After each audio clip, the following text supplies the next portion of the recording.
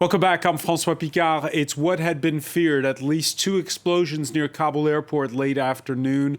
All day long, Western powers had been warning of an imminent terror threat. The apparent targeting of the airport comes just as evacuations are starting to wind down for many countries ahead of that August the 31st deadline. 2 explosions almost simultaneously. The Pentagon describes it as a complex procedure. We can show you perhaps the map of where they happened at the airport.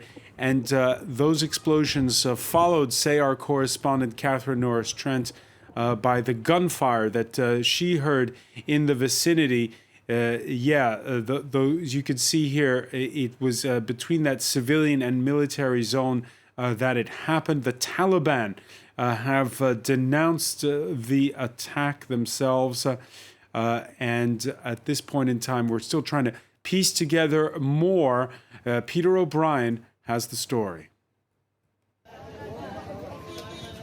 Injured people are helped to hospital in Kabul after what the Pentagon has called a complex attack on the city's airport. There have been a number of explosions and reports of gunfire as countries rushed to complete evacuations. I saw at least 400 to 500 people there. The explosion was really powerful. Half were hurled into the water, others on the ground outside. We carried the wounded here on stretchers, and here, my clothes are completely bloodied. French President Emmanuel Macron said France will try and evacuate several hundred more people, but given the situation, can't guarantee success. It's obvious that tensions are mounting considerably. We knew about these risks from the start, given the confusion in Kabul and the tension that there's been at the airport since the beginning. The next hours at the airport will continue to be very dangerous. Over the past 12 days, thousands have massed near the airport's entrances, hoping to be evacuated after the Taliban took control of the country. Earlier on Thursday, US and allied officials said they had intelligence that suicide bombers tied to the Islamic State group were threatening to attack the airport, ahead of Washington's deadline to finalize the evacuation next Tuesday. Well, joining us this hour, former French envoy to Kabul, Jean-Yves Berthaud. You are the author of Lunch with the Taliban, Revelations of a Diplomat. Thank you for being with us here. Yeah. We want to welcome as well from Toronto, Ouida Mehran, lecturer in international studies at Exeter University. Thanks for joining us. Thank you for having me. From Berlin, counterterror consultant Yann Saint-Pierre of the modern security consulting group Mossicon. Nice to see you, Yann. Thank you. And with us here in the studio as well, France 24's very own Philip Turl. We saw that report and the confusion following. Ouida Mehran, your first reaction when you heard that these attacks had happened? It is heartbreaking. At the same time, unfortunately, it's not surprising because it has been for the last few days that we have heard from the US government and also the UK government who advised their citizens not to go to the airport, and that there were legitimate threats, pending threats by ISIS and terrorist organizations who might attack the airport. It is very unfortunate and heartbreaking scenes that we see from Afghanistan, people being killed who have no other way of surviving and living their lives, and they've been trapped. On the one hand, the Taliban don't let them leave the country. On the other hand, it's difficult to evacuate them, and when they reach to the gates of, and when they reach to the gates of the airport, they are murdered. Yeah, it's difficult times there. The UK Prime Minister has said in the past minutes, and I know it must be difficult. It is difficult for you, Ouida, at this moment. Has said in the past minutes that the evacuations will continue. And we know that the German defense minister is going to travel now to neighboring countries. You're fearful that right now it's all unraveling.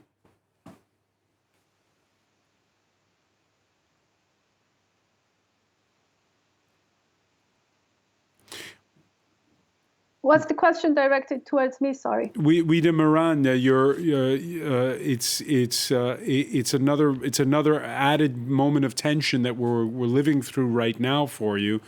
You're fearful that it's all unraveling, and we've seen it's been a difficult time since August the 14th.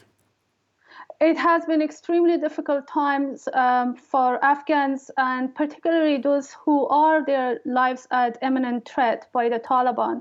And we hear reports from Afghanistan and talk to friends and colleagues and families in the country who are actually trapped. And the Taliban, on one hand, they send a message of amnesty. On the other hand, they search door to door. There are reports that they are searching for former Afghan officials and security forces, and they capture and beat up and interrogate the personnel of some of the former ANA and Afghan National Army and police forces, trying to find people who are in hiding. The Taliban has promised amnesty, but in action, it hasn't. We see that they have heightened their searches door to door, and on one hand, they try to search for the narrative is that there would be a political solution. On the other hand, we do see that they have ramped up and tightened their grip on the country and are not willing to actually negotiate and go along with some of the terms put forward by the resistance movement. Jean-Yves, let me bring in Jean-Yves Berthaud on this. Jean-Yves, do these two attacks change the calculus in any way? We're waiting on Washington right now to find out whether or not this August 31st deadline can move. Coming out of a emergency response meeting, the UK Prime Minister has said, quote, "It's not going to interrupt our progress. We are going to get on with this evacuation. There are always going to be vulnerabilities to terrorism and opportunistic terrorist attacks. We condemn them, but I'm afraid there's something we had to prepare for." How does this change the calculus? Does it make it harder for people to get out, or will it mean we don't know what's going to happen at this point? Well, it is certainly hanging a sort of sword of Damocles over the very principle of evacuation. Of course, a number of, all countries, Western countries that are involved into the evacuation process are deeply committed to it for humanitarian reasons that are quite understandable. So no need to elaborate on that. And that will continue if it is technically possible and politically possible and militarily possible. For the time being, it seems that, one single attack is not going to prevent the continuation of the humanitarian efforts that have been undertaken. So it should go on probably in the next few days. But as President Macron said, we cannot be sure that it will be allowed. And of course, that requires a cooperation, willingly or not, with the Taliban themselves, because it's up to them nowadays, as they do control the city and its suburbs. The airport is in the immediate suburbs of the city. It's about 12 kilometers away from the center of the town. So, it's up to them now to control and make sure that they filter and make sure that they investigate. But of course, what happened is that when the Taliban entered a number of cities, one of the first things they did was to free prisoners everywhere, in every jail. So, indiscriminately so, unfortunately. So that includes radicals. Well, of course. How could they, at the time when they opened the gates, discriminate and decide who is who? They did open, and now they, of course, not only them, but everybody will have to pay the price for it. All right, let's cross to Kabul. France 24 senior correspondent Catherine Norris-Trent is there.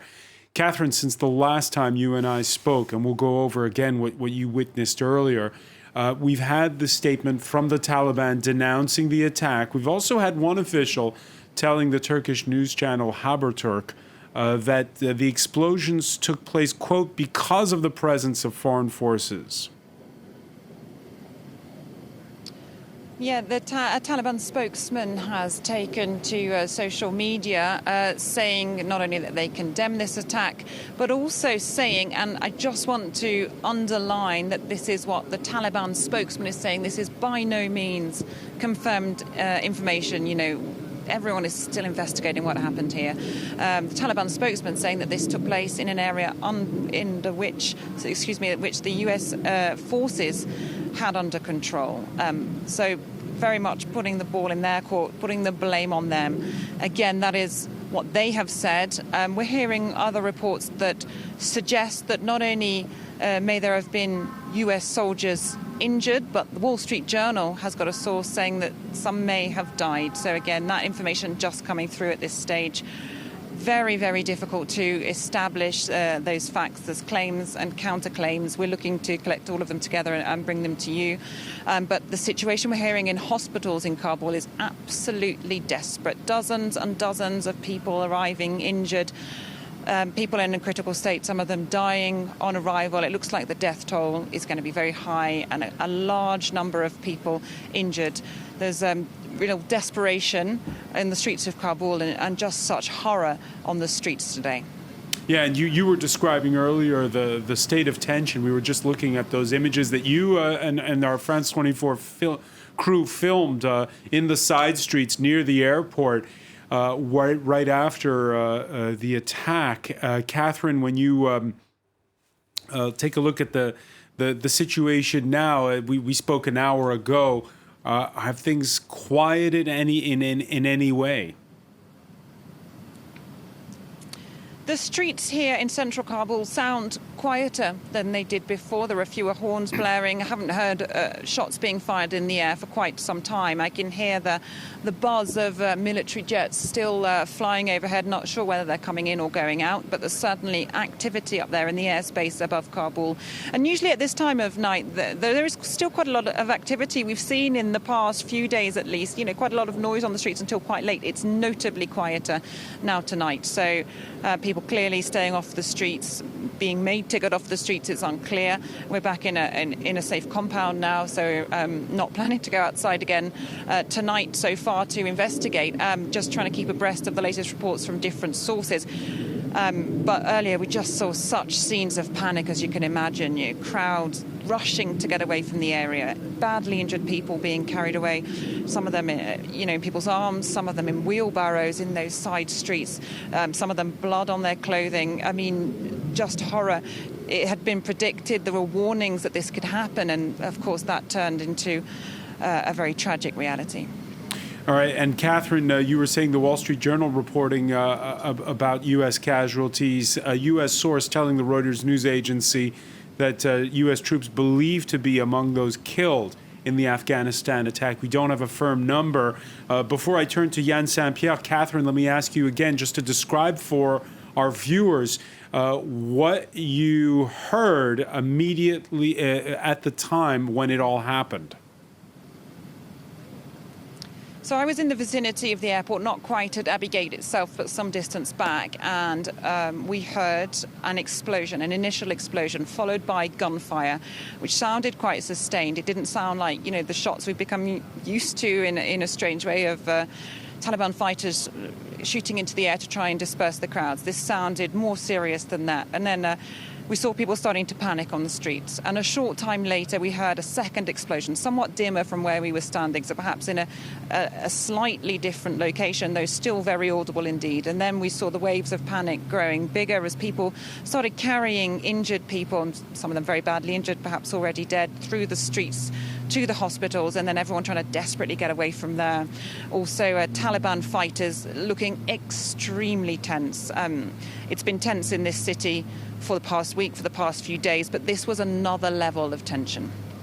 Another level of tension. Yann Saint-Pierre, the way the attack took place, it's been described by the Pentagon as a complex operation. Your thoughts? Well, of course, the first reflex is, or the first trend is to think that it could be indeed ISIS Khorasan. That's been what the intelligence briefings have been mentioning over the last 48 to 72 hours. They are most likely right now the ones, not only that have conducted this attack but had interest in doing so. There were a lot of incentives for them to do so. And using the chaos on site, I know the U.S. forces mentioned the complexity of the attack, especially if it does involve suicide bombers. Nonetheless, there are a lot of failings right now because the situation is so chaotic, because it's so unpredictable, because it's hard to monitor every area, every possible area of entrance. Therefore, all of this combined creates a situation that is certainly a good opportunity for terrorists. It doesn't mean that it's necessarily ISIS. There are so many actors in Afghanistan that can actually benefit from that situation and try to conduct an attack. But right now, the type of attack, the timing, the circumstances certainly indicate that ISIS could be behind this.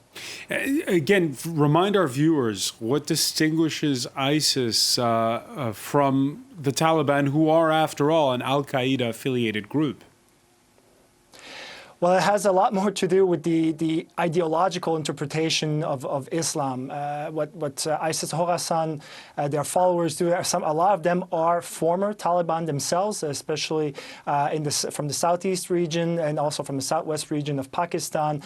They have an extremely dogmatic view of Islam, and they view a lot of the compromises that the Taliban have done over the years, especially over the last year and a half, the negotiations with the Americans, other Western partners, as a betrayal of the true faith towards Islam.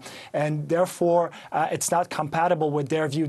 ISIS's interpretation is a lot more radical, and it's across the board, whether it's in Afghanistan, Pakistan, or in the Middle East. It is one that is very stringent. It is one that is highly subjective, and it is one that outcasts anyone that does not share their view. So the main difference is definitely ideological in terms of the religious interpretation of who is truly Muslim and who is not. Yeah, and this is something that had been on everyone's mind ever since that first security warning was announced late on Wednesday with the U.S. and other Western powers telling Afghans and expatriates not to go towards the airport. Something that Catherine Norris-Trent reports went largely unheeded. She saw huge crowds near the gates of the airport. And as Yann Saint-Pierre was saying, ISIS-K on everybody's mind. Catherine Viette has more. They call themselves the Islamic State, Khorasan, or ISIS-K, after the historical name for the region, which includes parts of current-day Pakistan, Iran, Afghanistan, and Central Asia. Months after IS declared a caliphate in Iraq and Syria in 2014, disaffected fighters from the Pakistan Taliban and Afghan militants created the terrorist group as a regional chapter.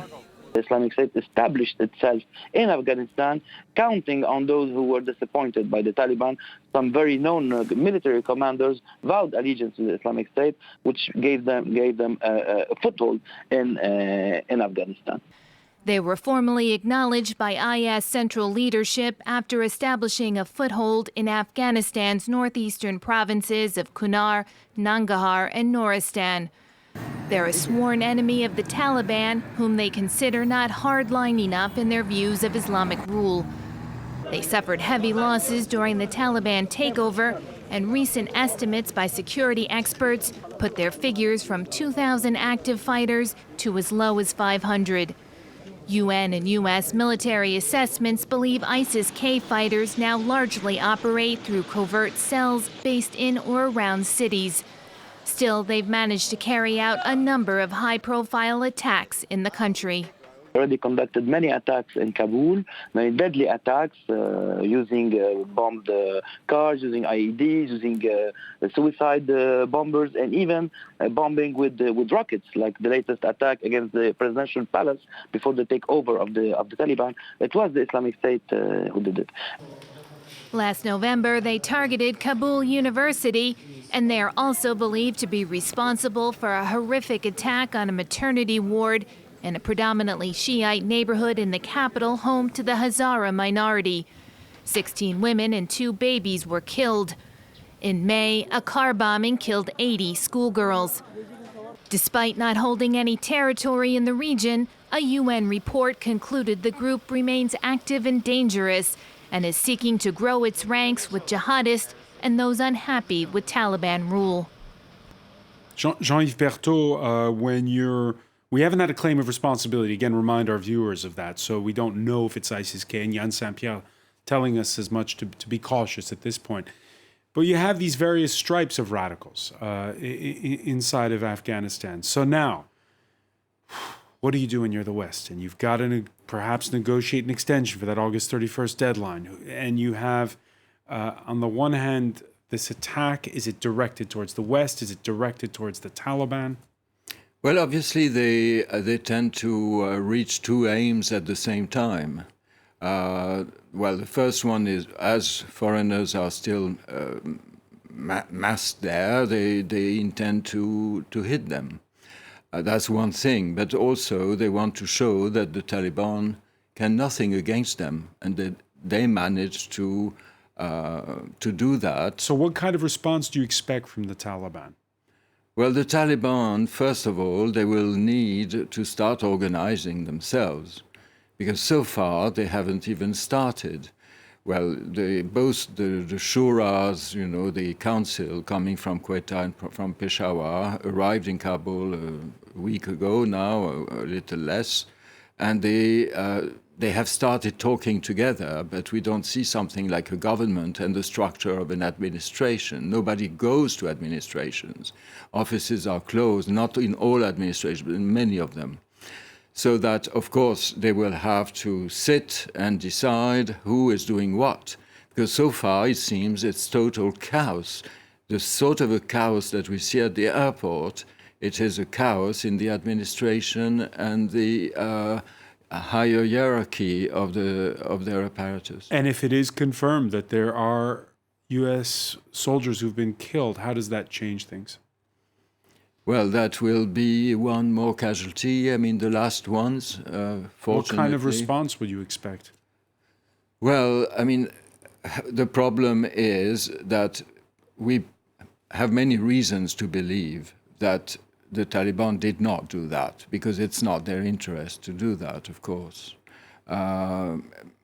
because that would design them to immediate retaliation at the time when they are trying to avoid further sanctions. They don't, I mean, it would really not be in their interest to do it. On the other side, we have two fundamentalist and terrorist organizations which have a stronger internationalist aspect about them, which are the ISAS for Khorasan and also Group Khorasan. So the ISIS Khorasan is linked to ISIS, Middle East, while Group Khorasan is linked to Al-Qaeda. And Al-Qaeda and the Taliban are not two pieces in one box. These are, I mean, they have had links, and there are perhaps a number of personal links between some Taliban and some Al-Qaeda people. But we cannot say that these two organizations are matching. So the situation is extremely complex. The project of ISIS Khorasan is to destabilize the entire region. It goes further and much beyond Afghanistan. Khorasan is a province of Iran nowadays. But at the time, it was an enormous empire which included all the neighboring former Soviet republics that surround Afghanistan in the northern side, coming from Turkmenistan, Uzbekistan, Tajikistan, and Afghanistan. They also pretend that Pakistan is part of that former medieval empire. At the time of the Ghaznavi in the 11th century, these countries were all together, and that's a sort of a dream, a past dream of a reconquista. Oui, Demirand, these two explosions, we've just been discussing how complex it is, and you just heard there Jean-Yves Berthaud talk about how it's all happening at a time when, well, there's still pretty much a power vacuum in the capital. It is. It signifies that there is a power vacuum in Kabul that the Taliban hasn't been able to fill in, partially because there are fragmentations inside the Taliban. The Taliban is not a monolithic group that has control over all its members, and they have had inside tensions, and they cannot fill in all those posts and positions inside the government and form their own government. In addition to that, at the same time, the Taliban is trying to negotiate with the resistance and trying, or at least at the face of it, try to show to the international community that they are negotiating with oppositions and former government, former characters such as Karzai and Abdullah and the rest, and who are not within the group but who are significant political figures. So there is that process going on, and Afghan National Security and Defense Forces in the SF has been dismantled in Afghanistan, but when the Taliban took over, particularly over Kabul. So that has created this chaotic situation at the same time, and a power vacuum that other terrorist organizations can easily step in and create incidents like the one that we saw at Kabul airport today. And I absolutely agree that the Taliban, when they took over different cities and Kabul, they released prisoners who were terrorists, well-known terrorists, from TTP, Tehrik-e-Taliban of Pakistan, which has pledged its allegiances to ISIS before, and they have been part of the ISIS Khorasan branch of ISIS operating in Afghanistan and in northern parts of Pakistan. They've released former terrorists from Al-Qaeda and Al-Qaeda affiliates, and all of those people, all of those terrorist organizations, in addition to others such as Islamic Movement of Uzbekistan, such as East Turkestan Islamic Movement, those organizations helped Taliban and fought alongside with them against the Afghan government.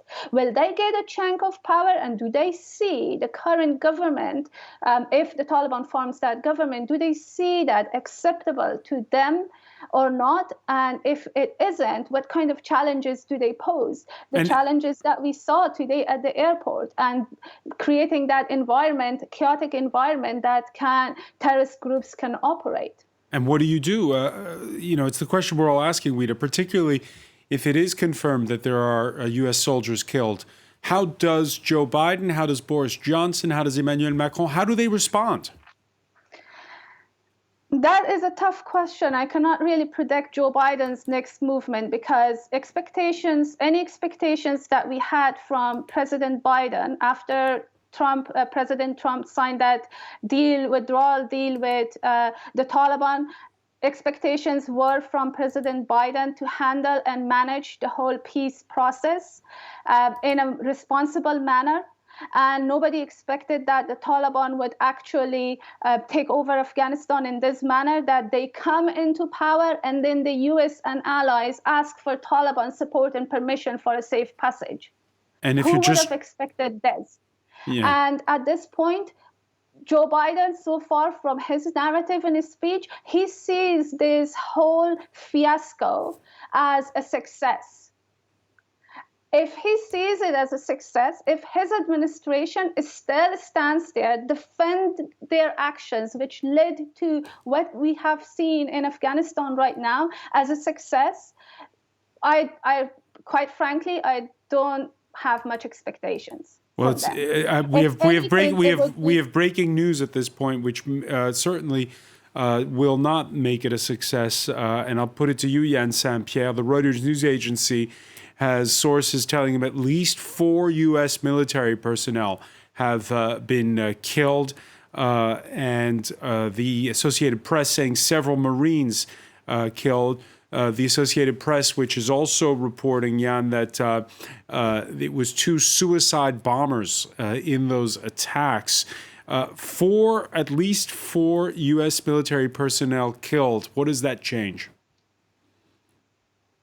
The idea, if you look over the last 10 days, the priority and the discourse has been about security. Can we protect civilians coming out of Afghanistan? Can we protect the Afghanis that helped civilian forces or civilian Western forces in Afghanistan? That it was all about protecting Western figures, whether it's security forces and other type of personnel, and that is, of course, right now definitely a failure.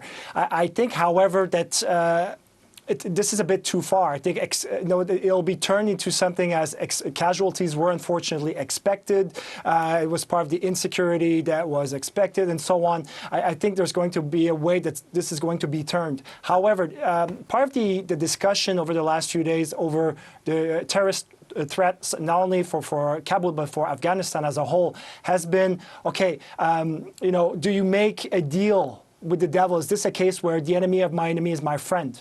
And I think there are, in certain circles, the considerations of, can a withdrawal occur in a context where then a moderate or limited support can then occur, whether it's through special forces and other types of interventions. I think now the U.S. administration will have to find a way to balance this, because politically speaking, it will be a disaster, and it will be very difficult to justify it. So I'm looking I think the Biden administration will indeed try to get an extension, find a way to justify it, but using the counterterrorism card rather than the against the Taliban card. Well, let's listen, Jan, and I'll get your reaction right after it, to the UK Prime Minister Boris Johnson, who spoke after a crisis meeting in London.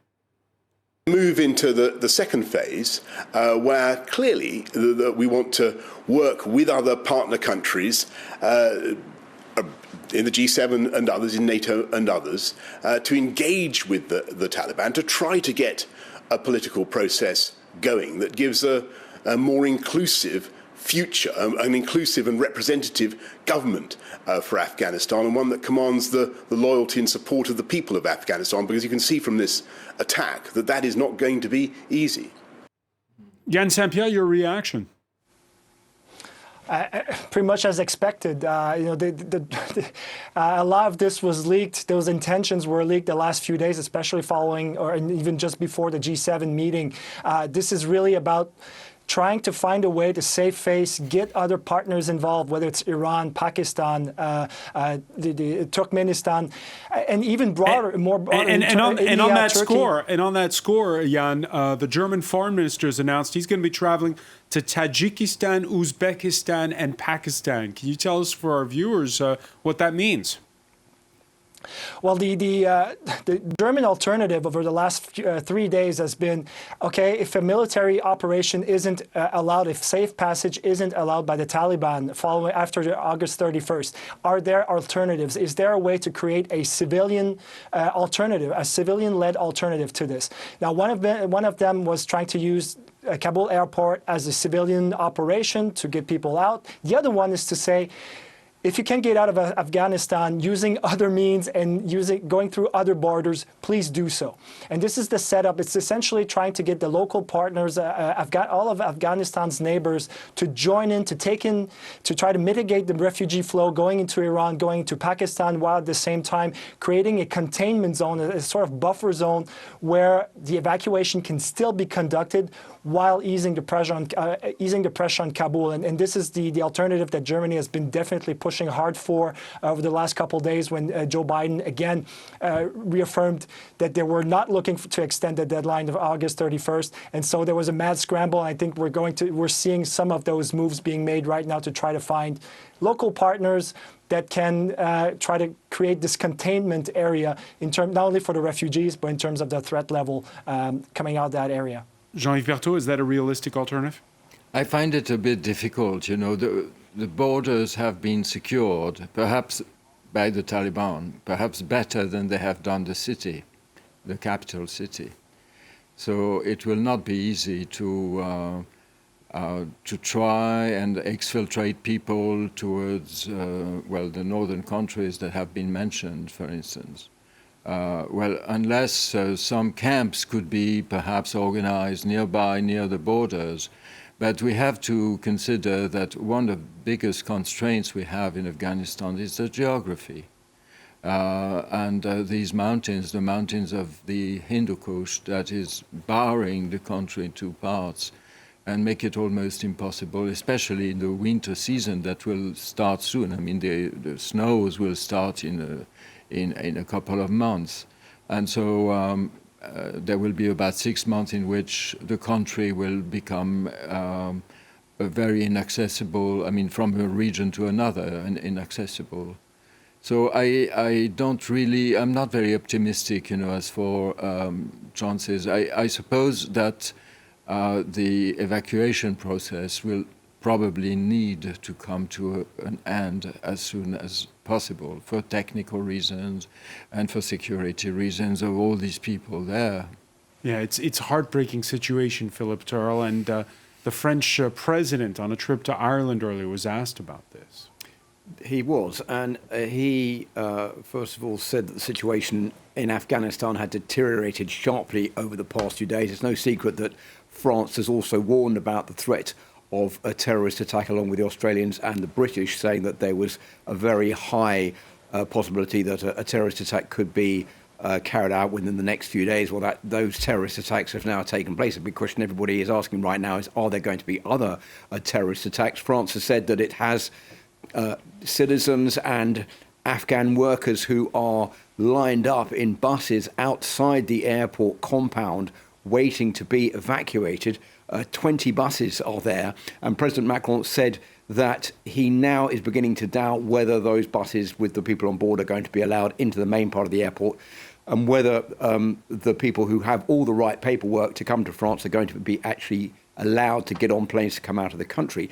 He's also been talking about the French embassy and the fact that it will remain open depending on how the Taliban react afterwards. But he said the French ambassador, David Maintenon, was going to be flown out of the country and brought back to France. For security reasons, the French ambassador will not remain in Afghanistan for the moment. He will remain an ambassador, which means that we will continue to have an ambassador and a team, an embassy, because we do not recognize a regime, but we recognize a country, and we will continue to work with a country. But for security reasons, he will operate from Paris. Philip, earlier you and I were speaking with a political thinker, Gérard Chalion, who was pointing out that the Russians and the Chinese, they're keeping their ambassadors there. Well, I think that they're on two different paths, the Russians and the Chinese. I think the Russians are worried about the growing threat of terrorist attacks on the former Soviet states to the south of Russia, because they are not sure that this is not going to be Afghanistan, a breeding ground for more terrorism in the future. And as far as the Chinese are concerned, what they are keen to do, two things. First is to make sure that the Taliban are not going to support the Uyghurs in China, because that is something that they will not stand for. And secondly, of course, they want to get their hands on the mineral resources that are in Afghanistan. So they are willing to strike up a deal with the Taliban to be able to exploit those mineral resources. I mean, there are reports that there is enough lithium and copper in Afghanistan to make it into a country that will make really into a very important mining country. And I think China obviously wants to profit from that. So the Taliban, at least seeing that they might have one ally with China, but Pakistan, China, Iran, and up to a point Russia are all willing to sign some kind of deal with the Taliban, whereas most Western countries are not willing at the moment to do that. Rita Moran, it's early days yet, isn't it, when it comes to what the modus vivendi will be with the new masters of Kabul? It is, and there are negotiations, as I mentioned, going on with other factions and also oppositions to the Taliban, as well as amongst the Taliban itself, that they are trying to form some sort of a government councils and put people in place to overlook the daily mundane works of the government, carry that out. And as your colleagues also mentioned, there are in some parts of the country that they haven't actually managed that, and they've closed down some of the administrations, and in other parts of the country they've basically told people, that civil servants, that if you want to come and work for free, you're most welcome. Otherwise, currently we cannot pay your salary. So we can see that they are struggling themselves. And there is also amongst the Taliban, being a fragmented organization, that up to now their whole aim was to take over control of the country. Now they've achieved that. So now amongst itself, they have to organize themselves and basically decide about the power sharing. And we have figures so far figures amongst the Taliban leadership that are well-known terrorists.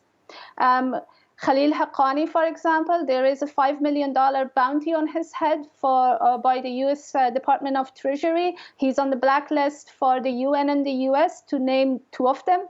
And to form an administration which would be acceptable inside and outside Afghanistan, it will be an extremely difficult task for the Taliban. Rita, let me ask you on this point, because you grew up in Afghanistan back when the Taliban were ruling in their first incarnation. Now, when you see at the time that there was just a handful of outside countries that even recognized the Taliban, and how different it is this time around, does it mean that the Taliban are going to have to moderate their policies? They have to moderate their policies. In the first time around in the mid-1990s, when the Taliban were in power, there were only three countries that recognized them as the legitimate government of Afghanistan: Pakistan, Saudi Arabia, and United Arab Emirates. And right now, even those countries have not expressed any opinion yet. Pakistan, we have heard some welcoming remarks from Pakistani Prime Minister that the Taliban have removed the shackles of slavery by taking over Afghanistan, and he has welcomed them. So they most likely in the near future, it has to be seen what the Pakistani decision would be in this regard. But there are certain countries in the region, such as Pakistan, Iran, and probably China and Russia, which would warm up to the idea of a Taliban government, Taliban being part of a government. And so things have changed since 1990s. However, we also have to realize that the Taliban nowadays is not dealing with Afghanistan the Afghanistan that it was in the mid-90s. Afghanistan has changed. The Taliban is under the watchful gaze of both national and international community, and so far they adopted a narrative of showing themselves a more moderate organization. However, that is a narrative that has to be seen if they implement those policies, and what do they do on the ground as well, because the reports that we get from Afghanistan, on one hand they announce amnesty, on one hand they do mention that women can go back to their jobs, and that women can get an education in Afghanistan. But in reality, they actually return female workers back to their houses, saying that your job was given either to a man, or that we don't need you anymore here. And in reality, only in certain parts of the country, girls up to a certain age, below 13, can go to school. The other schools have been closed down. University students have been returned home, and they are not allowed to study at universities.